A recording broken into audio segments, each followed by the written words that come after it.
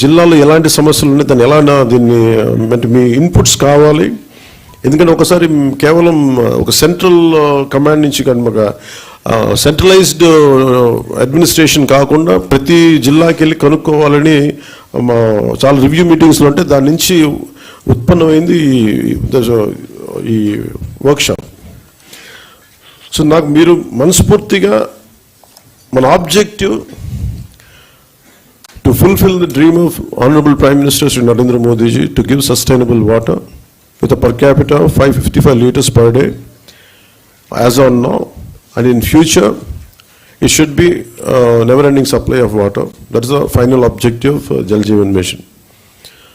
So దీంట్లో భాగంగా కనీసం మనందరి బాధ్యత, కనీసం ఒక ఫర్గెట్ అబౌట్ మనందరం పొలిటికల్ ప్రాసెస్లో ఉన్నాం, అడ్మినిస్ట్రేటివ్ ప్రాసెస్లో ఉన్నాం, వీటన్నిటికంటే కూడా సగటు బేసిక్ మనిషి నీటి అవసరాలు తీర్చడం కనీస ఒక ఫండమెంటల్ రైట్ అది.